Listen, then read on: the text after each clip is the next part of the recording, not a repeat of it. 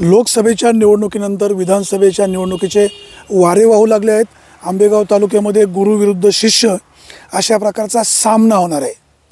दिलीप वळसे पाटील यांनी गेल्या 35 वर्षामध्ये जे काय केले ते आंबेगावकरांच्या पुढेच आहे। त्याचबरोबर देवदत्त निकम या वेळेला विधानसभेची बाजी मारायचीच अशा प्रकारच्या तयारीमध्ये आहेत। आता आंबेगावकर मंडळी कोणाला स्वीकारतात कोणाला नाकारतात आपल्याला माहीत नाही। आपल्यासोबत अवसरीचे युवक आहेत, आपल्यासोबत चांडवलीचे युवक आहेत।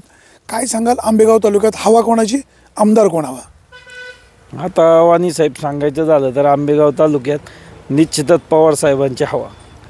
आता तुम्ही जसं म्हटले 35 वर्ष नामदार दिलीप वळसे पाटलांनी तालुक्याचा विकास केला, गुरु विरुद्ध शिष्य नाही असं मी म्हणतो, म्हणजे ते वास्तव नाही का?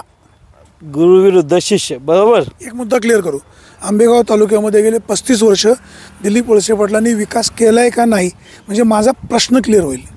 विकास केलाय, नक्कीच केलाय, 100% विकास केलाय, पण तो कोणाचा केलाय हे नक्की शोधणं गरजेचं आहे। कोणाचा केलाय? सर्वसामान्य जनतेचा तर निश्चित नाही, हे फक्त त्यांचे जे लाभार्थी आहेत, जे ठेकेदार आहेत, ज्यांच्याकडून यांना टक्केवारी, अशा लोकांचा त्यांनी विकास केलाय। एखाद्या रस्त्याचं काम करायचं, ते काम कोणाला तरी द्यावं लागतं, ते काम दिल्यावर कोणीतरी ठेका घेणार, मग रस्ता झाला याचं महत्त्व नाही, याचा फायदा नाही।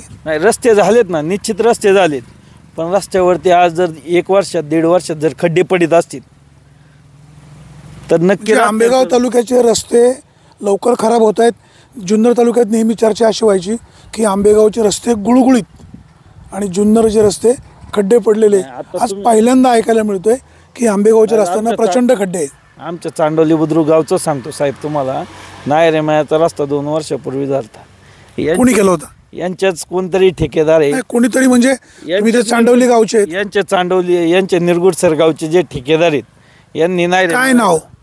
नायरे माया संतोष आपलं काहीतरी त्यांचं नाव आहे। आता त्यांनी ग्रामपंचायत सरपंच म्हणून लढवली, असे ते ठेकेदार होते। ते जर चुकून ठेकेदार आता ते होते, काम करणारे निश्चित ठेकेदार तेच होते, जनतेच्या समोर तर ते ठेकेदार म्हणून दिसत होते। ते कोणत्या नावाने प्रोसिडिंग झालं काय टेक्निकल काय असेल तो भाग वेगळा, तो विषय वेगळा।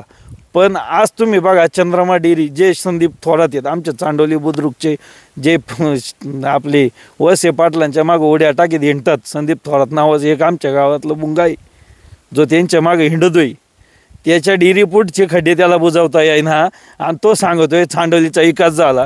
त्याच्या व्यथामाळ्यात जाताना एक 4 व्हीलर गेली तर दुसरी 2 व्हीलर बसायला अवघड आहे साहेब। अशी लोक दिलीप पाटलांचं भूषंगात का? यांचे फक्त व्यवसाय, डेअरी व्यवसाय असेल, कुठंतरी ठेकेदार असेल, हे त्यांचे गुणगान। दिलीप वळसे पाटलांचं काम चांगलं नाही हे सांगायला तुम्हाला 30-35 वर्ष लागले? नाही, निश्चितच लोकांनी कायमच दाखवून दिले। आता काय झाले माहिती का, आता तुम्ही पण बघितले मागच्या काळात जे राजकारण घडलं गेल्या 35 वर्षात काय होतं, काळू बाळूची एक जोडी होती तालुक्यातली। कोण काळू आणि कोण बाळू? आता ते तुम्ही सगळ्यांनी बघितले, स्पष्ट बोललं पाहिजे। खासदार आणि जुने खासदार, माजी खासदार आणि आमदार, हे शिवाजी आढळराव आणि दिलीप वळसे पाटील, तुम्हाला काळू बाळू म्हणायचं? आता मग ते स्पष्ट सांगत आहेत गेल्या 35 वर्षापासून आमचे संबंध आहेत, ह्या दोघांचे संबंध होते।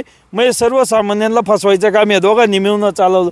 मग आपण आपल्या सोप्या भाषेत सांगून जातो ना, ही काळू बाळूची जोडी सोपं आहे ना। पाहतो दिलीप वळसे पाटील हे शरद पवारांचे मानसपुत्र, त्यांनी सोडून जायला नव्हतं पाहिजे अशा प्रकारची टीका होते आणि ते वास्तव पण आहे। वळसे पाटील सांगतायत की बाबा डिंब्याचं पाणी पळवण्याचा रोहित पवारांचा प्रयत्न सुरू होता म्हणून मी तिकडे गेलो, त्याचं खरं कारण त्यांना माहिती। देवदत्त निकम यांना राजकारणामध्ये धडे शिकवले, त्यांना चांगली चांगली पदं दिली। आता तुमची मंडळी अनेक लोकांना लाभार्थी म्हणत आहेत, मग देवदत्त निकम 10 वर्ष भीमाशंकर कारखान्याचे चेअरमन राहिले, बाजार समितीचे सभापती राहिले, अनेक ठिकाणी ठेक्यामध्ये त्यांची भागीदारी असायची, अशी टीका होते। मग देवदत्त निकम लाभार्थी नाही का? नाही, आता तुम्ही जर अशी म्हणत असाल लाभार्थी, असं मी म्हणत नाही, अशी जर जनता म्हणत असेल बरोबर आहे। जनतेला आता सर्वसामान्य जनतेला कसं आहे, जेवढे दिलीप वळसे पाटलांच्या जवळ गेली त्यांच्यामध्ये तुम्ही बघा, आता XYZ व्यक्तींना बऱ्याचशा जणांना चेअरमन बनवलं, त्यांनी कारखान्यासाठी किती विकास केला आणि देवदत्त निकम यांच्या काळात किती विकास झाला हे लोकांनी। निकम साहेबांनी भीमाशंकर कारखान्यावर काय विकास केला 42 गावातील किंवा जुन्नर तालुक्यातील ज्या लोकांनी ऊस घातला, शेअर्सपोटी अनामत रक्कम भरली, त्यांना सभासदसुद्धा करू शकले नाही. आता ते आवाज उठवत आहेत की या लोकांचं सभासद या लोकांना केलं पाहिजे. ज्यावेळेस चेअरमन होते तेव्हा ते गप्प का होते? आता काय असते माहिती आहे का, वरदहस्त असते, वरदहस्त काय सारखंच आता बुंगा लावल्यावर मागून म्हणजे फायद्यासाठी काही विषय झाकून ठेवायचे. आता निवडणूक आली म्हणून इश्यू करायचा. हा निश्चित नाही. पण कसा विषय आता तुम्हाला सांगतो वाणी साहेब, वळसे पाटील साहेब असे आहेत का, वळसे पाटील साहेब हे कधी कोणाच्या तोंडावर येते नाही. आज वळसे पाटील साहेब पवार साहेबांना सोडून गेले. आज ज्याच वळसे पाटलां साहेबांना पवार साहेबांनी जी पदं चांगली महाराष्ट्र राज्यातली चांगली मंत्रिपदं दिली, बरोबर, ती मंत्रिपदं जर आज आपल्या तालुक्यात आमच्या आंबेगाव तालुक्यात नसती तर हा विकास यांच्या निवडण्याजोगा होता का? वळसे पाटील इतक्या वेळा मंत्री झाले, तुम्हाला याचं दुःख का आनंद? नाही, याचं 100% आम्हाला आनंद आहे. पण वळसे पाटलांनी आज पवार साहेबांना एखाद्या आपल्या वडिलांसारख्या म्हणजे ज्यांनी आपल्या पोटाच्या पोराला जितका पुरील जितका जीवन लावला सुप्रियाताईला, त्याच्यापेक्षा जास्त जी वळसे पाटलांना लावला. आणि त्याच वळसे पाटलांनी आज उतरत्या काळात पवार साहेबांना फक्त पाण्याच्या डिंबेदारणाच्या पाण्याचं सांगून पळावा. पण हेच 2018 साली ज्यावेळेस शिंदे म्हणजे तिथला आमदार शिंदे होते, बरोबर, ते मंत्री होते त्या काळात, बरोबर, 2018ला, त्यावेळेस वळसे पाटलांनी छुपे रुस्तमांनी असं लेटर दिलं होतं का आंबेगावचं 13 TMCच्या पुढचं पाणी नेण्यास काही हरकत नाही. मग त्यावेळेस धरणाचं पाणी जात नव्हतं का? 13 TMCच्या खालचं पाणी जे राखीव पाणी हे आंबेगावसाठी, आंबेगाव शिरूरसाठी, बरोबर, ज्यांच्याकडं पुनर्वसन झाले. पण पारनेरसाठी जे देत होते आत्ता ते 2018 साली म्हणजे ज्यावेळेस रोहित पवार आमदार बी नव्हते त्यावेळेस झालं. आता जो तो ज्याच्या त्याच्या मतदारसंघाचा विषय साहेब, मी जर माझ्या मतदारसंघात जर निवडून येत असं माझ्या मतदारसंघाचा विकास करणं हा माझं काम आहे. पण रोहित पवारांनी काय आज पाणी नेण्याचं जर आज 2019च्या नंतरून जर चालू झालं असतं मग विषय वेगळा होता. तत्कालीन मंत्री राम शिंदे, विद्यमान आमदार रोहित पवार जे पाणी पळवण्यासंदर्भात जे काही म्हणतायत, वस्तुस्थिती खरी खोटी त्यांना माहिती. आंबेगावकरांमधलं किंवा आंबेगावातलं पाणी, डिंब्यातलं पाणी अशा प्रकारे पळवणं तुम्ही त्याचं समर्थन करता? 100% नाही. आंबेगावचं पाणीच्या विरोधात आम्ही आंबेगावकरांच्या सोबत आहे. आंबेगावकरांनी आज तागायती त्या धरणासाठी सगळ्यांनी पुनर्वसन दिलेलं आहे, आम्ही पण दिलेलं आहे. आमच्या चांडोली बुद्रुकमध्ये सुद्धा आमच्या वडिलांच्या आजोबांच्या नावाने 4.5-5 एकर पुनर्वसन गेलेलं आहे. आम्ही गेलंय, आमचं क्षेत्र गेलेलं आहे 4.5-5 एकर. याचा अर्थ नाही का आम्ही तिकडं पारनेरवाल्यांना पाणी देणार आहे. पण माझं म्हणण्याचा उद्देश काय आहे, पवार साहेबांना सोडण्याचं कारण नेमके यांच्याकडं पाणीच आहे का हे नक्की शोधलं पाहिजे. यांच्याकडं आहे फक्त देवेंद्र शेठच्या नावाचं एक अस्तित्वात म्हणजे आता काय आपल्या ज्या आंबेगाव तालुक्यात ज्याला आपण उदयाला आणलं म्हणजे ज्या सर्वसामान्य शेतकरी आज दूध घालितोय त्यांची आज परिस्थिती बघा साहेब तुम्ही. यांना फक्त देवेंद्र शेठशाच्या इथं रेड पडत होत्या. ते किरीट सोमय्या म्हणून एक जे सारखं ईडी करीत तिथवर यायचं, नोटिसा काढायचं, चौकशा लावायचं, चौकशा लागल्या का यांच्या सरकारमध्ये यांना भीती वाटली, हे गपकनी उडी मारून लगेच तिकडे जाऊन बसली. यांनी भ्रष्टाचार केला म्हणूनच आज वळसे पाटील साहेबांनी भ्रष्टाचार केला नसताना तर वळसे पाटील साहेब पवार साहेबांमागे ठाम उभे राहिले असते. वळसे पाटलांच्या मागे ईडीचा भुंगा लागला असं तुम्ही म्हणताय. मग तुम्ही हे ईडीचं नोटीस आलं किंवा त्यांच्यावर काय कारवाई झाली असं समाजाला विथ प्रूफ का दाखवत नाही? आता हे समाजाला आहे ना मागं तुम्ही बघा, किरीट सोमय्या म्हणजे भाजप सरकारच्या काळामध्ये किरीट सोमय्यांनी जी माहिती घ्यायची, जी तुमच्या पत्रकार बांधवांच्या माध्यमातून आमच्यापर्यंत यायची, पुराव्यानिशीच यायची ना का त्यावेळेस पत्रकार बांधव काय पुराव्यानिशी? वळसे पाटलांच्या मागे ईडीचा भुंगा लागला असं तुम्हाला पुराव्यानिशी माहिती आहे? आता मग 100%च ना देवेंद्र शेठशाच्या मागे लागला म्हणजे दिलीप वळसे पाटील. देवेंद्र शेठ शहा पराग उद्योग समूह हा वेगळा पार्ट आहे. दिलीप वळसे पाटील यांच्या मागे ईडीचा भुंगा लागला याचा तुमच्याकडे काय पुरावा आहे का? दिलीप वळसे पाटील साहेब हे फक्त देवेंद्र शेठशासाठीच तालुक्यात आमदार म्हणून आहेत. आज सर्वसामान्य शेतकऱ्यांसाठी असते ना तर आज ते आमचे आमदार म्हणून असते. आज सर्वसामान्यांमागं कधी आज तुम्ही बघा बाजार समिती आज एक कारखान्याचं वक्तव्य झालं त्याच्यात देवेंद्र शेठशा पराग समूहाचे होते. कारखान्याचे कोणी आहेत का? ते सभासद नाही. कारखान्याच्या जरी ते सभासद असतील, सभासदांना वरती जाण्याची, स्टेजवर जाण्याची परमिशन आहे का? मग मी पण, माझे वडील पण सभासद आहे, माझ्या वडिलांना का नाही स्टेजवरती घेतलं? शरद बँकेचे शरद नाही पहा, मी त्यांची वकिली करत नाही, त्यांना राजकारण लक लाभो. ते शरद बँकेचे अध्यक्ष आहेत, एका मोठ्या बँकेचे पदाधिकारी आहेत, त्यांना स्टेजवर बोलवलं, अडलं कुठं? आता बँकेचे अध्यक्ष आहेत तुम्ही म्हणता, बरोबर? साहेब मी म्हणतो म्हणजे खोटं आहे का? नाही, बँकेचे अध्यक्ष ते असतील ना, मी कुठं नाही असतील का? आहे नाही, ते आहेत ना, पण त्यांनी आज बघा ना तुम्ही, कारखान्याचा असा गदारोळ करून घेतला. मोजके त्यांच्यासोबत येतणारे 4 लोक यांनीच गदारोळ तिथं केला. परत मुद्दा काढला, बरं झालं, आपण चर्चा करू. मला सांगा, ज्या वेळेला भीमाशंकर कारखान्याची वार्षिक सभा होती, देवदत्त निकम त्या कारखान्याचे संचालक आहेत, त्यांनी व्यासपीठावर बसलं पाहिजे का खाली खुर्चीवर बसलं पाहिजे? 100% त्यांनी व्यासपीठावर बसणं गरजेचं. व्यासपीठावर का गेले नाही? नाही, व्यासपीठावर जाण्यासाठी तुम्ही बघितलं ना अडवणूक कशी करीत होते. व्यासपीठावर संचालक म्हणून त्यांना व्यासपीठावर जाऊ देत नव्हते. ते व्यासपीठावर गेले होते, त्यांनी माईक हातामध्ये घेतला होता, त्याचा व्हिडिओ व्हायरल झालाय. त्यांच्याकडून धक्काबुक्की करून साहेब माईक काढून घेतलाय. आमच्या देवदत्त निकम स्टेजवर गेले नव्हते. स्टेजवरती गेल्यावर त्यांनी, तुम्ही बघा ना, जायच्या अगोदर धक्काबुक्की. अहो साहेब, हे दोन विषय वेगळे आहेत. अगोदर ते स्टेजवर गेले, हातामध्ये माईक घेतला, नंतर खाली आले, ते बाजूला बसले. संचालकाचं काम आहे खुर्चीवर बसणं, सभासदांचं ऐकून घेणं, सभासदांनी विचारलेल्या प्रश्नाची उत्तरं देणं. सभा गुंडाळली का, यांनी आरोळ ठोकली का, कोणी सभा काय झालं, हा भाग वेगळा आहे. पण संचालकाची जोखीम व्यासपीठावर बसणं, संचालक मंडळाच्या लाईनमध्ये बसणं, सभासदांनी विचारलेल्या प्रश्नांची उत्तरं देणं, केवळ विधानसभा समोर ठेवून दोन्ही मंडळी रडीचा डाव खेळतात का? 100% नाही. कारण की देवदत्त निकम साहेबांना आम्ही जवळून ओळखतो. त्यांनी जो विकास केला आहे, जो बाजार समितीचा शेतकऱ्यांसाठी विकास केला आहे किंवा इकडला विकास जो केला आहे, आता काय झालं आहे, जेवढे लाभार्थी ठेकेदार जास्त प्रमाणात वरती होते ना, हे कायम निकम साहेबांना पाण्यात पांगणारे, शिवीगाळ करणारे, धक्काबुक्की करणारे, अशा लोकांमध्ये जर निकम साहेबांना स्टेजवर गेलते, संचालकाच्या खुर्चीवर का नाही बसले? स्टेजवरती सुद्धा धक्काबुक्की झाली ना. स्टेजवरती संचालकांच्या खुर्चीवरती बसण्यासाठी त्यांचा कायमच विरोध राहिला संचालकांचा. निकम साहेबांविषयी काय वक्तव्य खराब करणं, चर्चा खाजगीत वेगळी करणं, त्याचा विषय. आता आपण बातमी करताना कदाचित ह्या बातमीच्या खाली कमेंट येतील की सुरेश वाणी वळसे पाटलांची वकिली करतात का? आपल्याला वास्तव पुढे मांडायचे. जर निकम साहेब स्टेजवर गेले, संचालकांच्या खुर्चीवर बसायला पाहिजे होतं, ते न बसता पुन्हा खाली आले, हे योग्य आहे का? त्याला कारण आहे ना साहेब.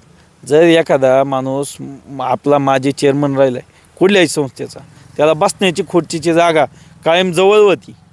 आज त्याला तुम्ही जर एखाद्या कोपऱ्यात बसवता का, आता विरोधक म्हणूनच बसवलं ना कोपऱ्यात, मग त्यांचा तो अपमानच आहे ना संचालकाचा.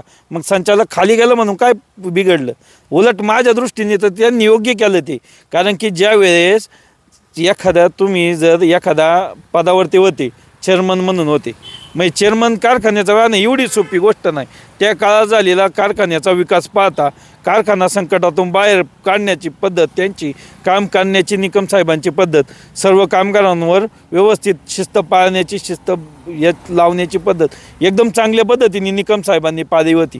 आणि त्या माणसाला तुम्ही आजपर्यंत खुर्चीच्या जवळ बसवलं आणि मागच्या तुम्ही आता आमदारकी जवळ आली म्हणून त्यांना एखाद्या कोपऱ्यात बसवायचं कारखान्याचे संचालक म्हणून, आणि जे नुसते सभासद आहे त्यांना आपल्या खुर्ची शेजारी बसवायचं, हे काय योग्य आहे का? एक निश्चित आहे, 10 वर्ष चेअरमन होते, त्यांची खुर्ची योग्य ठिकाणी ठेवायला पाहिजेच, ही वस्तुस्थिती आहे. पण संचालकांनी खुर्चीवर बसणं योग्य, खाली लोकांमध्ये येऊन बसणं, स्वतःचा घोळका तयार करून बसणं योग्य का? एक लक्षात घ्या आता वाणी साहेब, तुम्हाला सांगतो चर्चा मुद्द्यावर सांगतो तुम्हाला. ज्या वेळेस आता चेअरमन वरती गेले, त्यांना ज्यावेळेस कळ्याची खुर्ची दाखवण्यात आली, ते वरती बसले, त्यांना असं वाटलं आता हे काय योग्य होत नाही. तिथं त्यांना काहीतरी डिवचा बावचीचं वातावरण वाटलं, ते उठले, खाली आली. पण खाली आल्याच्या नंतर मोजके 2-3 कार्यकर्ते जे त्यांच्यासोबत कायम राहणार आहेत, त्यांच्यासोबतच ते बसले आणि आज पत्रकार बांधवांपाशी बसले. साहेब, ज्या ठिकाणी पुढे बांबू लावले म्हणजे बॅरिकेड लावलं होतं, त्याच्या पुढे संचालकांनी स्वतःची माणसं आणून बसणं कितपत योग्य? मागे जागा होती, मग मागे पब्लिकमध्ये का बसले नाही? आता वाणी साहेब, जर त्यांना कडचीच खुर्ची त्यांनी संचालकांना दाखव, स्टेजवरचा मुद्दा लक्षात आला, चला तुमचं म्हणणं आहे कडेला खुर्ची ठेवली, अपमान झाला म्हणून ते खाली येऊन बसले. खाली पब्लिकमध्ये बसायचं ना. पब्लिकच्या पुढे जे बॅरिकेड लावले होते त्याच्या पुढे खुर्ची टाकणं, आपले सोबतचे कार्यकर्ते घेऊन घोळका करून बसणं, उद्देश काय? घोळका म्हणजे आता 3-4 लोकांचा जर घोळका असत साहेब 20-25 लोक होती, त्याचं कॅमेरे फुटेज पाहायला मिळेल. आम्ही काय निकम साहेबांचे विरोधक नाही, दुश्मन नाही. चर्चा वास्तव करा. आता कसा विषय माहिती का, कायम आता त्यांच्याविषयी आता इथून पुढं ते अशा बातम्या होतच राहणार. साहेब हे पहा, मी वळसे पाटलांची सुपारी घेतली नाही. देवदत्त निकम यांना बदनाम करण्याचं काही कारण नाही. ते आमच्या नारायणगावचे जावई आहेत, आम्हाला त्यांचा अभिमान आहे. लोकांपुढे खरं गेलं पाहिजे.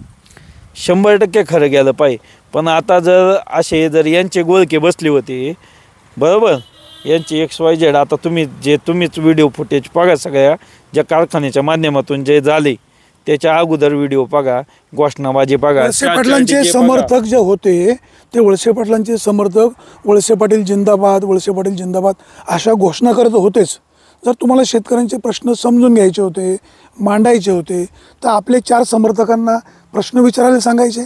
त्याची उत्तरं मॅनेजमेंटने द्यायला पाहिजे होती. त्याचं उत्तर देवदत्त निकम यांनी पण द्यायला पाहिजे होतं. आधी जर 11:30 वाजता तुम्ही रात्रीच्या जर शरद बँकेची मीटिंग घेत असेल, रात्री 11:30 वाजता बसून तुम्ही जर आधीच प्लॅनिंग करत असतात, आज देवदत्त निकम साहेब काय आज राजकारणात नाही. गेले 35 वर्ष तुमचे शिष्य म्हणूनचे बरोबर, वळसे पाटलांचे. वळसे पाटील आणि देवदत्त निकम यांना एकमेकाच्या डावपेच माहिती आहेत, सगळ्या खुब्या माहिती आहेत. वार्षिक सभा कशी रंगवायची, कशी करायची हे देवदत्त निकम यांना पण माहिती आहे. आत्तापर्यंत वळसे पाटलांचा उदो देवदत्त निकम करत होतेच. मगाशी तुम्ही एक मुद्दा मांडला की भीमाशंकर कारखाना त्यांनी खूप चांगला नावारूपाला आणला, त्यात वळसे पाटलांचं पण योगदान आहे. बरोबर. बाजार समिती चांगली चालवली, तिथले धनामितीचा लिलाव नारायणगावला आला, त्याची कारणं वेगवेगळे असतील. भीमाशंकर कारखाना चांगला चालवला, कर्मचारी असं म्हणतात आमचे खाडे लावायचे, हातावर पाणी टाकलं नाही खाडा लावायचे, उशिरा आला खाडा लावायचे. हा शिस्तीचा भाग आहेच. प्रश्न शिल्लक राहतो की देवदत्त निकम यांचं जर एवढं काम चांगलं आहे, तुम्ही सांगताय शरद पवारांचे शिष्य वळसे पाटील त्यांना सोडून गेले, देवदत्त निकम यांच्या घरामध्ये वळसे पाटलांचा फोटो असायचा, ते पूजा करायचे. वळसे पाटलांना एवढं प्रेम होतं, आपले नेतेसोबत का राहिले नाही? आज जर पवार साहेबांना वळसे पाटील साहेब सोडू शकत असतील तर साहेब वळसे पाटलांचं चुका बरोबर आपण गाडीवर बाजूला ठेवू. ज्या वळसे पाटलांनी आपल्याला 10 वर्ष चेअरमन केलं, मार्केट कमिटी दिली, त्या वळसे पाटलांना सोडण्यामागचा हेतू काय? शरद पवारांच्या सोबत. जर वळसे पाटील शरद पवारांच्या सोबत राहिले असते तर देवदत्त निकम कुठल्या पक्षात गेले असते? 100% शरद पवार साहेबांबरोबरच राहिले असते. आज जर शरद पवार साहेबांना मुळात म्हणजे शरद पवार साहेब हा राष्ट्रवादी पक्ष आहे महाराष्ट्राच्या राजकारणात. महाराष्ट्राच्या राजकारणात सगळे पवार साहेब म्हणून राष्ट्रवादी ओळखतात. अजित पवार म्हणून कुणीही राष्ट्रवादी ओळखत नाही. चर्चा आपण मुद्द्यावर करू. जर वळसे पाटील शरद पवारांकडे राहिले असते तर देवदत्त निकम कुठल्या पक्षात गेले असते? हा प्रश्न का विचारतो तर त्या दोघांमध्ये तू मी गेल्या काही महिन्यांपासून, हे पक्षाच्या फाटाफुटी होण्याच्या अगोदरपासून दोघांमध्ये काटशहाचं राजकारण सुरू होतंच का? ते मान्य नाही तुम्हाला? नाही, आता तुम्हाला मी सांगतो ना, पंचायत आपली जी बाजार समितीची इलेक्शन झाली त्यावेळेस देवदत्त निकम ज्यावेळेस अपक्ष उमेदवार म्हणून निवडून आले त्यावेळेस ते पक्ष सोडून भाजपमध्ये, इतर कुठल्याही शिंदे गटामध्ये इकडल्या विरोध पक्षात जाऊ शकत होते. ते गेले का? शिवाजी आढळरावांची मदत घेतली, प्रभाकर भांगरे यांची मदत घेतली निवडून यायला. आता तो तालुक्याचा विषय होता. साहेब एक लक्षात घ्या, शिवाजी आढळराव ज्यावेळेस दिलीप वळसे पाटलांना सोडून गेले, त्यांचे फोटो पायदळी तुडवले कोणी, फोटोंना लाथा कोणी घातल्या आठवतं? नाही. आता तसं बघायला गेलं तर मग जुनं उकारलं तर लयच उकारलं. साहेब माझा मुद्दा असा आहे की माझा मुद्दा समजून घ्या. मला काय, मी मग तुम्हाला बोलायला पूर्ण वेळ आहे. देवदत्त निकम यांनी ज्यावेळेस आढळराव सोडून गेले, शिवाजी आढळराव वळसे पाटलांना, त्यावेळेस वळसे पाटलांनी आढळरावांबद्दल काय फारसं वक्तव्य केलं नाही. देवदत्त निकम यांनी आढळरावांचे फोटो पायदळी तुडवले, त्याच आढळरावांची बाजार समितीला मदत घेतली. आज कसं असते राजकारणात, कोणी कोणचा दुश्मन नसते, कोणी कोणचा मित्र नसते. आजचा दुश्मन उद्याचा मित्र असतो, उद्याचा मित्र आजचा दुश्मन. हेच वळसे पाटलांना लागू नाही का? तालुक्याचा विकास करायचा असेल, निधी आणायचा असेल तर एकनाथ शिंदेच्या सरकारला साथ दिली. आता एकनाथ शिंदेच्या सरकारला जर साथ द्यायचीच होती तर मग उमेदवारी शिवाजीदादांना एकनाथ शिंदे म्हणूनच द्यायची होती ना. साहेब, हा वरिष्ठ लेवलचा पॉलिसी निर्णय असतो. हा काय एकटे दिलीप वळसे पाटील, एकटे देवदत्त निकम किंवा एकटे अजित पवार घेत नाही. ही कोर कमिटी ठरवत असते. नाही, कोर कमिटी ठरवीत असती, पण आता शिवाजीदादांना पाडण्याचा पूर्ण प्रयत्न आता शिवाजीदादांच्या कार्यकर्त्यांसाठी सांगतो. आज सगळ्या कार्यकर्त्यांना माहिती शिवाजीदादा पाडण्याचं एकमेव कारणही शिवाजीदादांना पाडणारा एकच व्यक्ती ते म्हणजे नामदार वळसे पाटील. म्हणजे आता देवदत्त निकम यांना मतं मिळवण्याचा हा आणखी एक डाव. नाही, मतदानाचा तो विषय सोडूनच द्या साहेब. तुम्ही सर्वसामान्य जेव्हा पदाधिकारी प्रत्येक कार्यकर्ता आहे त्यांच्या तोंडून आता आम्ही शिवाजीदादाचं काम केलेले कार्यकर्ते. शिवाजीदादा जर वळसे पाटलांबरोबर जात नव्हते, वळसे पाटलांच्या कुठल्याही कार्यकर्त्यांनी एकनिष्ठेने आमच्या चांडवलीतून सुद्धा काम केलं नाही. आजपर्यंत शिवाजीदादा आमच्या गावात 800 प्लस होती. किती? 800 प्लस मागच्या 2019च्या लोकसभेत. आढळरावांनी पक्ष का सोडला मग? आढळराव पाटीलांनी ज्यावेळेस पक्ष सोडून वळसे पाटलांसोबत गेले, बरोबर, आमच्या गावात तर मग आमच्या गावचं साधं कॅल्क्युलेशन सांगतो. शिवाजीदादांबरोबरचे कार्यकर्ते आणि वळसे पाटलांच्या बरोबरचे कार्यकर्ते, मग गावात दुसरा पक्ष आहेच कुठं? दुसरा पक्ष आहे का कोणी? पण तरीसुद्धा वळसे पाटलांच्या सांगण्यानुसार सुद्धा चांडवली बुद्रुकनी विरोधात मतदान अमोल कोल्हे साहेबांना दिलं, बरोबर. अमोल कोल्हे साहेबांना जे मतदान झालं ते कोल्हे साहेबांचं कर्तृत्व की पवार साहेब आणि उद्धव ठाकरे यांच्याबद्दलची सामान्य मतदारांची असलेली आस्था? 100% कोल्हे साहेबांचं कर्तृत्व तर आहेच आहे, पण त्यांचा जो स्वाभिमान राहिला पवार साहेबांच्या सोबत कोल्हे साहेबांचं 5 वर्षाचं काम चांगलं, आढळरावांचं काम चांगलं नव्हतं. नक्कीच शिवाजीदादांचंही काम चांगलंच होतं, कोल्हे साहेबांचंही काम चांगलंच होतं, पण महाराष्ट्र कधी पण स्वाभिमानी राहिलं. शिवछत्रपतींच्या काळापासून महाराष्ट्राने स्वाभिमानी माणसं स्वीकारल्यात. त्याच्यामुळं पक्ष बदलल्याचं काम जे दादांनी केलं हे लोकांच्या दृष्टीने अयोग्य ठरलं. दादांनी वळसे पाटलांबरोबर आणि अजितदादांबरोबर जाणं हे लोकांना पटलं नाही. दादांचं काम एकदम स्वच्छ चारित्र्याचं आहे. शिवाजीदादा कामांनी एकदम चांगले मानले जातात. आता आमच्या तालुक्याचं नेतृत्व होतं, ते आम्हाला का नको होतं? आम्हाला दादा पाहिजेच होते, पण जर दादांनी स्वाभिमान बाळगला असता, जर ते एकनिष्ठ राहिले असते तर आम्ही 100% आज दादांसाठी 100% बांधलो असतो. पण आज ज्यावेळेस ते वळसे पाटलांच्या बाजूनी गेली त्यावेळेस दादांना पाडण्याचं काम फक्त वळसे पाटलांच्या कार्यकर्त्यांनी केलं. त्याच्यामुळं दादांनाही निश्चित माहिती आहे. दादा तुम्हाला सांगतो, दादासुद्धा मनातून आज काही म्हणत असतील. दादांना माहिती आहे आजची सत्य परिस्थिती का हे मागं पराभव होण्यामागं फक्त वळसे पाटील आणि अजित पवारच आहेत. आता मला सांगा, ज्या वेळेस शिवाजीदादा आढळराव यांनी पक्ष सोडला किंवा वळसे पाटलांच्या सोबत आले, शिवाजीदादा आढळरावांना माहिती होतं आपलं कर्तृत्व काय आहे, आपलं काम काय आहे, मतदार कशा प्रकारे आपल्याला स्वीकारतील. असं असतानाही आढळरावांनी घड्याळासोबत करणं घाई झाली का? आणि आढळरावाच्या पराभवाला नेमके जबाबदार कोण? 100% घाई झाली. दादांनी निर्णय थांबवून अपक्ष लढवणं गरजेचं होतं. दादा अपक्ष जरी लढत होते तरी चुरशीच्या लढाईमध्ये दादा निभून गेले असते. तुम्ही निष्ठेच्या गप्पा मारता, कार्यकर्त्याची निष्ठा कशी ओळखायची? किती वर्ष साथ नेत्याला दिली म्हणजे त्याची निष्ठा प्रामाणिक? आता निष्ठावान कार्यकर्ता तुम्ही बघा, निष्ठावान कार्यकर्ते कोण राहिले त्याच्यात? तुम्ही मागाशी जे म्हणाले की कोल्हे साहेबांनी पवार साहेबांना साथ दिली, निष्ठावंत राहिले. कोल्हे साहेबांचा अगोदरचा पक्ष कुठला होता? कोल्हे साहेब शिवसेनेचे होते. कोल्हे साहेब राष्ट्रवादीत आले. राष्ट्रवादी शिवसेनेमध्ये असताना ते पवार साहेबांबद्दल, राष्ट्रवादी काँग्रेसबद्दल काय भाषणं करत होते आठवत आहे? 100% करीत होते. पण पवार साहेबांच्या आज महाराष्ट्राच्या जेव्हा स्वाभिमानाचा प्रश्न दुखावण्यात आला, आपल्या महाराष्ट्रामध्ये अनाजी पंतासारखा एक महाराष्ट्राचा मुख्यमंत्री होऊन गेला, ज्यांनी महाराष्ट्राच्या पूर्ण राजकारणाची वाट लावण्याचं काम केलं, त्याच्या विरोधात आज कोल्हे साहेब उभे राहिले. याचा आम्हाला खरंच अभिमान आहे आणि ते स्वाभिमानीत राहिले आमच्या दृष्टीने. कारण की जर ते स्वाभिमानी नसते तर त्यांना पण भाजपकडून बऱ्याचशा ऑफर होत्या, ते भाजपमध्ये पळू शकत होते पण नाही पळाले. ते पवार साहेबांच्या जेव्हा पवार साहेबांनी त्यांना उमेदवारी दिली, पवार साहेबांच्या जीवावरती ते पहिल्यांदा इलेक्शन निवडून आले. छत्रपती शिवाजी महाराजांच्या भूमिकेमुळे ते सर्व महिलांमध्ये, बांधव भावगीनांमध्ये प्रसिद्ध झाले. पण आजच्या काळात तुम्ही बघा, आज अमोल कोल्हे साहेबांचं काम एकदम दडदडारीचं आहे आणि आज अमोल कोल्हे साहेबांचा वाढदिवस पण आहे. कोल्हे साहेबांना आमच्यातर्फे वाढदिवसाच्या हार्दिक शुभेच्छा. आणि कोल्हे साहेब तुम्ही स्वाभिमानी आहात याचा आम्हाला सार्थ अभिमान आहे आणि कोल्हे साहेब 100% स्वाभिमानी आहेत. कोल्हे साहेब स्वाभिमानी आहेत, कर्तृत्ववान आहेत, त्यांना लक लाभो, तुमचं तुम्हाला लक लाभो. कोल्हे साहेबांचा वाढदिवस आहे, आमच्यातर्फे त्यांना शुभेच्छा.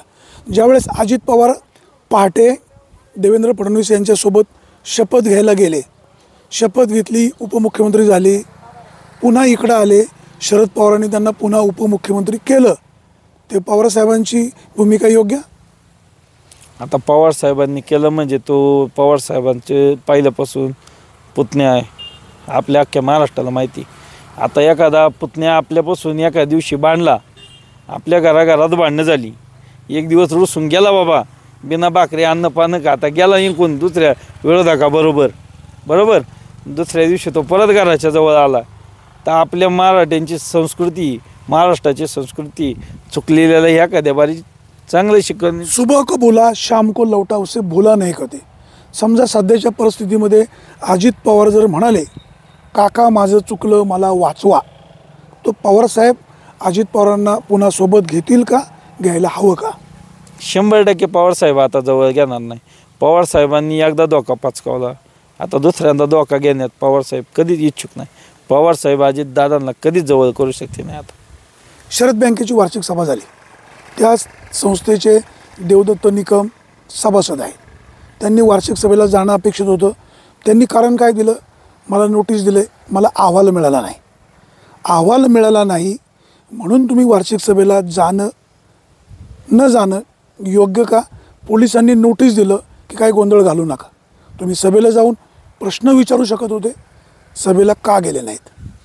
सभेला जाणं 100% योग्य होतं, पण आदल्या दिवशी नोटिसा पाठवणं हे पण अयोग्यच काम. नोटिसामध्ये काय होतं, समजा सुरेश वाणी आहे, एखाद्या ठिकाणी गोंधळ घातला असेल तर कायदा सुव्यवस्था पाळा, शांतता पाळवा, तुमचे प्रश्न नियमात विचारा, चूक काय? 100% बरोबर आहे ना. पण आता जे नोटिसा पाठवणार आहेत त्यांनीच किती गोंधळ घातलेले आहेत आणि त्यांनीच परत तिथं जाऊन गोंधळ घालायचा आणि यांच्यावर खोटे नाटे गुन्हे दाखल करून सरकारचे आता अनाजी पंत त्यांचा तिथं बसूनच आहे. अनाजी पंताला काय सांगितलं का, एकदा अनाजी पंत गुन्हे दाखल करायलाच आहे. मग देवदत्त निकम साहेब तिथं त्या संस्थेच्या मिटिंगला नाही गेले. प्रश्न विचारला वार्षिक सभेमध्ये तर तो गुन्हेगार कसा ठरू शकतो? तुम्ही मिटिंगला जायचं नाही आणि अगोदरच भविष्यवाणी सांगून टाकायची.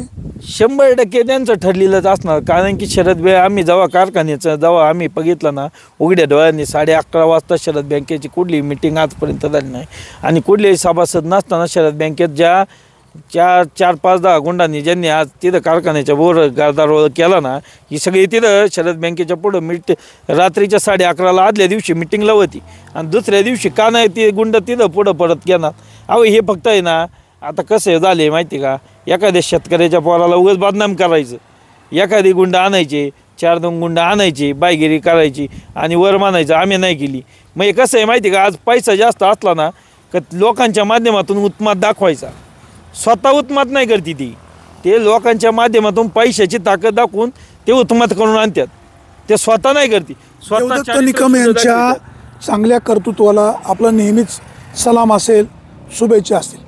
तुम्ही असं म्हणताय वार्षिक सभेच्या वेळेला सत्ताधारी मंडळींनी काही प्लॅन केला असेल, देवदत्त निकम यांनी काहीच प्लॅनिंग केलं नसेल. आपल्याला वार्षिक सभेला जायचे, कुठे बसायचे, सोबत कोण कोण न्यायचे, असं काही प्लॅनिंग झालं नसेल. असं जर झालं असतं ना साहेब, वाणी साहेब, तर हरदास वसंत थोरात हे तिथं बसलेले असते. तुम्ही माहिती घ्या, देवदत्त निकम साहेबांचे ना आमचे एकदम जवळचे संबंध. प्रत्येक मिटिंगला देवदत्त निकम साहेबांचे आमचे फोन असतात. जर त्यांना असा गोंधळ करायचाच असता ना तर तालुक्यातले बरेचसे असे कार्यकर्ते आहेत की जे तिथं असते. तुम्हाला असं म्हणायचं देवदत्त निकम फार इनोसंट आहे, सरळ मार्गी व्यक्तिमत्व आहे, राजकारण छक्के म्हणजे त्यांना काही कळत नाही किंवा ते करत नाही. नाही ते करते नाही, त्यांना राजकारण सगळं कळते, पण त्यांना ह्या वृत्तीपर्यंत जाण्याची पहिल्यापासून त्यांची सवय नाही. हे एवढ्या खालच्या पातळीचं राजकारण आज चालले, हे काय झाले. आता तुम्ही सांगा मला, जर असे 10-50 कार्यकर्ते 50 तुम्ही सांगा मला, मोजकी बोटा मोजणे इतके जर कार्यकर्ते तिथं नेले होते, कार्यकर्ते मग काय जे सभासद आहेत, वयस्कर लोक आहेत. आता मी सभासद साहेब, काही बिगर सभासद पण सोबत होते. तरुण पोरांची जी टोळी होती जे बसलेले, ते काय सगळे सभासद होते? नाही आता तर मागच्या वर्षीचा तुम्ही अनुभव घेता, मागच्या वर्षीचा अनुभव घेता, 2-3-4 कार्यकर्ते जे जवळचे होते ते तिथंच होते. 2-4 जवळचे म्हणण्यापेक्षा जे ड्रायव्हर होते किंवा हे होते ते बिचारे आपले सगळे तिथंच बसून होते. त्यांना ज्यावेळेस असा प्रश्न मांडला जावं त्यांना असं जाणवलं का निकम साहेबांवर गदारोळ होण्याची वेळ आली, त्यावेळेस ते सगळे पळत आले. आणि त्यावेळेस जर आम्हाला साहेबांनी आम्हाला आधीच सांगितलं, जर प्लॅनिंगच करून करायचं असतं तर माझ्यासारखं सर्वसामान्य कार्यकर्त्याचे चेअरमन साहेबांचे पवार साहेबांचे अनेक तालुक्यात सगळे तिथं असते. 100% तालुक्यातली सगळी जणं तिथं असती, बऱ्यापैकी चांगली असती. आणि तुम्ही सांगा आता 42 गावातले जे काही आता जे सुसंस्कृती म्हणता, ज्यांची दिलीप पाटलांवर लई श्रद्धा आहे म्हणता, दिलीप वळसे पाटलांवर श्रद्धा आहे, आजपर्यंत त्यांची काही श्रद्धा नव्हती का हो? आजपर्यंत काय ते आरडाओरडा करीत हिंडत होते का? अरुणगिरे सोडून गेले, बरोबर, अरुणभाऊ गिरे जे होते ते सोडून गेले, त्यावेळेस असंच केलं का? राजाराम बानकेले सोडून गेले, त्यावेळेस असंच केलं का? आज वळसे पाटील साहेबांना सोडून गेले मग परत आले ना, अरुणगिरे परत आले, राजाराम बानखेले पण परत आले होते. तर इतिहास आठवा. नाही ते जर परत आले असतील ना तरी आज तुम्ही बघा अरुणगिरे साहेब त्यांच्या कुठल्या कार्यक्रमात कुठं स्टेजवरती आहेत का? अहो अरुणगिरे परवा त्यांच्या त्या शांताबाई शेळके सभागृहामध्ये कार्यक्रम झाला, स्टेजवर बसलेले होते. नाही अरुणगिरे स्वाभिमानी माणूस आहेत, आम्हाला साहेब माहिती. स्टेजवर बसले होते. आता कसं आहे माहिती का तुम्हाला, जे दाखवायचे जात वेगळे आणि खायचे वेगळे, किंवा तुम्ही त्यांच्यात भांडणं लावता? नाही भांडणं लावायचा काही संबंधच येत नाही. ज्यावेळेस अरुणगिरेंसारखे चांगलं नेतृत्व तालुक्याला भेटणार होतं, आम्हाला स्वाभिमानच होता ना. आज वळसे पाटील साहेब कर्तृत्ववान आहेत, आम्हाला माहिती, विकास करतात माहिती, पण कुठंतरी थांबण्याची जरा हे पाहिजे ना. वय झालं आता वयाचा विषय नाही. कसं होते आता वळसे पाटील साहेबांना रेटत नाही, प्रत्येक कार्यकर्त्यापर्यंत ते पोचू शकत नाही. प्रत्येक आता माझ्या चांडवलीचा विकास आहे, चांडवलीमधून ज्यावेळेस 2019ला मी ठामपणे सांगितलं होतं, ज्या चांडवली बुद्रुकमध्ये गेल्या 30 वर्षात कधी वळसे पाटील कधीच प्लस झाले नाही, कायम मायनस राहिले, त्या गावात मी ठामपणे शिवसेनेतून प्रवेश करून अरुण गोविंदराव गिरे त्यांच्या विरोधात जाऊन, गावातले प्रवीण थोरात यांच्या विरोधात जाऊन ठामपणे गावात जेव्हा मी त्यावेळेस पक्ष प्रवेश केला, ज्यावेळेस मला सांगितलं गेलं का तुमच्या माळ्याचा रस्त्याचं काम होईल, तुमच्या माळ्याच्या स्ट्रीट लाईटीचं काम होईल, तुमच्या माळ्यातली ही विकास कामं करू, ती विकास कामं करू. आज तुम्हाला सांगायचं मी पुराव्यानिशी सांगितलं असतं, जर आमचे उत्तम शेठ लक्ष्मण थोरात तज्ज्ञ संचालक म्हणून कारखान्यावर राहिले, त्यांच्या माध्यमातून मी पक्ष प्रवेश केला. त्यांच्यासमोर जे काही शब्द दिले ते विकासाचे, ज्या बड्या बाता मारल्या होत्या, आज तुम्हाला सांगतो वाणी साहेब ज्या बाता त्यांनी मारल्या होत्या ना विकासाच्या, त्याच्यातलं 1% सुद्धा काम तुम्ही मला चांडोलीतल्या काळेमाळ्यात आहे ना, ज्यावेळेस काम चालू होईल ना, यांची 4 लोक पाठपुरावा का केला नाही? पाठपुरावा की वळसे साहेब तुम्ही भाषणामध्ये आश्वासनं दिली होती, हे आश्वासनाचं काय पुढं कामं का मार्गी लागले नाही? जर पाठपुरावा करायला मी जर पूजनला जातोय, पूजनला मला बाहेरच आडून बाहेरच पाठवलं जातं. कुणी अडवलं होतं? आता जे काही त्यांचे जे पुतणे आहेत, त्यांचे 2 पुतणे आहेत, एक प्रदीप आणि बंटी, कोणी अडवलं होतं? नक्कीच बंटी पाटलांनी. काय बंटी पाटील काय म्हणाले होते? तुम्हाला काय पाहिजे ते मी देतो, साहेबांपर्यंत जायची काय गरज आहे? काय चुकीचं काय बोलले?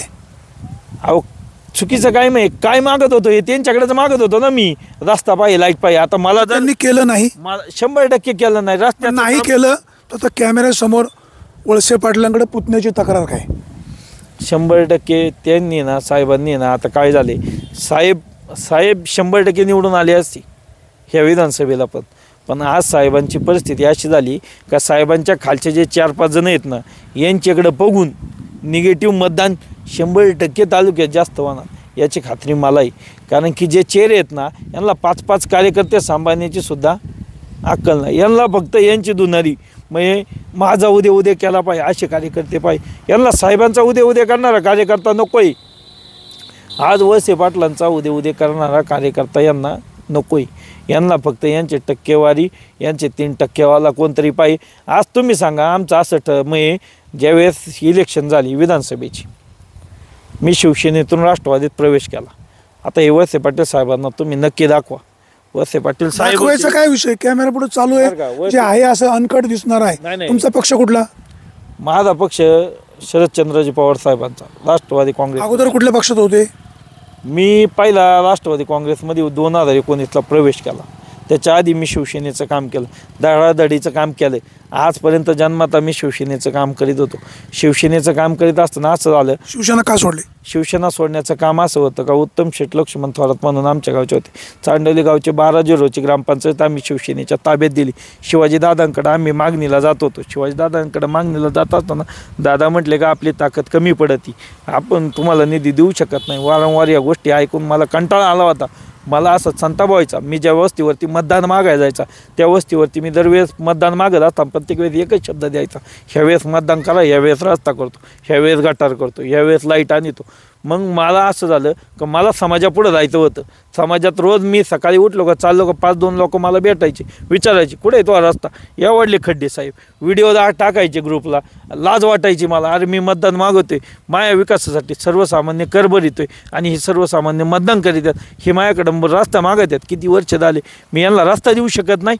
मग त्याच्यानंतर उत्तम लक्ष्मण थोरात म्हणून तज्ज्ञ संचालक होते, त्यांच्या माध्यमातून त्यांनी मला सांगितलं का मी ह्या माझ्याच्या रस्त्यासाठी 100% साहेबांपुढं पाठपुरावा करतो, तू माझ्यासोबत चल, साहेबांपाशी आपण मिटिंग करू पुण्यात, आपण साहेबांपाशी मिटिंग करू पुण्यामध्ये साहेबांना भेटू, चर्चा करू, चर्चात्मक होऊ आणि मग तू पक्षप्रवेश कर, तोपर्यंत पक्षप्रवेश करू नको. तरी माझ्या बुद्धीला शिवसेना सोडण्याचं पटत नव्हतं, कारण की माझ्या सहसहत रक्त होतं. पण मी म्हटलं जर ह्या वस्तीच्या विकासासाठी माझ्या वस्तीच्या विकासासाठी उपयोगीच नाही तर माझा उपयोग काय? मी मतदान कोणासाठी मागायचं का? मी नुसतं राजकारणच करायचं, माझ्यातली 4-2 लोक मोडून द्यायची, तरुण पोरं पडून द्यायची, हातपाय मोडून द्यायचे, असं कवर व्हायचं. म्हणून मग मी पक्षप्रवेश करण्याचा विचार केला. राष्ट्रवादी काँग्रेसमध्ये आल्याचा पश्चाताप की शिवसेना सोडल्याचं दुःख? नाही, शिवसेना सोडल्याचं नक्कीच दुःख आहे, पण विकास कामांसाठी मला राष्ट्रवादीत नक्कीच यावं लागलं. राष्ट्रवादीत आल्यानंतरून मी विकासाच्या दृष्टीने पाहण्याचा भरपूर प्रयत्न केला. उत्तम शेठ थोरात यांच्या माध्यमातून मी रस्त्यांच्या वारंवार मागण्या केल्या. उत्तम शेठ होते तोपर्यंत रस्त्यांच्या मागण्या मी पूर्ण करून घेतल्या, रस्ते पूर्ण करून घेतले. पण त्याच्यानंतरून उत्तम शेठ थोरात हे आमच्यातून नाहीसे झाले. उत्तम शेठ थोरात हे देवाला प्रिय झाले. त्याच्यामुळं उत्तम शेठ आमच्यातून गेल्यानंतरून आम्हाला असं वाटलं आता का बाबा यांच्याकडे जायला डायरेक्ट जावा, यांच्याकडून आपण ही कामं डायरेक्ट करून घ्यावा. तर हे काय करायचे, यांचे 4-2 जण अडवायचे. मग दादाच्या जवळचा कोणी हाय 2019ला साहेबांना कधीच न प्लस झालेली चांडोली बुद्रुक, तुम्ही रेकॉर्ड चेक करून बघा, चांडोली बुद्रुक 160 मतांनी साहेबांना प्लस झाली आणि कायम 400नी. मग हे 560चा डिफरन्स पार करून जर आम्ही साहेबांना निवडून आणलं, मग हे साहेब निवडून येतच होते, पण साहेबांना आमच्या चांडोलीतून कधीच मतधिक्य मिळालं नाही. त्या चांडोलीतून आम्ही मतधिक्य, तुमच्यामुळं मतांची बेरीज झाली, बेरीज वाढली, ही वस्तुस्थिती आहे. एक शेवटचा प्रश्न, शरद पवारांना दिलीप वळसे पाटलांनी सोडलं याचं दुःख सगळ्यांनाच आहे. देवदत्त निकम यांनी वळसे पाटलांना सोडलं याचा आनंद नाही, असं नाही म्हणता ना, पण देवदत्त निकम साहेबांनी शरद पवार साहेबांना नाही सोडलं याचा आम्हाला आनंद आहे. वळसे पाटलांना सोडले, वळसे पाटलांना सोडलं नाही. मुळात वळसे पाटील साहेब शरद पवार साहेबांना सोडून गेले. मग आपण या अनुक्रमाने पाहता 1, 2, 3, 1 नंबर पवार साहेब, 2 नंबर वळसे पाटील साहेब, 3 नंबर निकम साहेब. फक्त 2 अंक बाजूला गेलाय, 1 आणि 3 जागेवरचे. शेवटचा प्रश्न पुन्हा एक जोडून विचारतो, आंबेगाव तालुक्यामध्ये विधानसभेला काय चित्र पाहायला मिळेल? आंबेगाव विधानसभेला महाविकास आघाडीचा दणदणीत विजय झालेला असेल. आंबेगावकरांनो, विधानसभेची निवडणूक पुढ्यात आहे. दिलीप वळसे पाटलांनी 35 वर्ष जे काही काम केले तेही तुमच्या पुढ्यात आहे. देवदत्त निकम राजकारणामध्ये कसे घडले वाढले हेही सगळ्यांच्या पुढे आहे. शेवटी कोणाला निवडून द्यायचं हा प्रश्न तुमचा आहे. एक नक्की सांगेल, कोणाच्याही आमिषाला दादागिरीला बळी पडू नका. जो उमेदवार तुम्हाला योग्य वाटतोय, सुखदुःखामध्ये सहभागी होतोय, तुमचे प्रश्न मार्गी लावतोय, निर्णय तुम्ही घ्यायचा आहे. आपण विघ्नर टाईमशी बोललात, मनापासून धन्यवाद. तुम्हाला खूप खूप शुभेच्छा. आपण कुठेही जाऊ नका, पाहत राहा फक्त विघ्नर टाइम्स, शोध बातमीचा, ध्यास सत्याचा. धन्यवाद.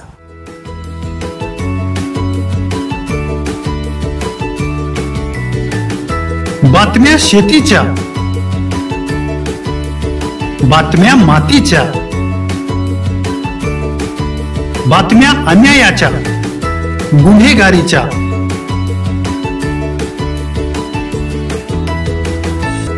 राजकारणाच्या आणि समाजकारणाच्या,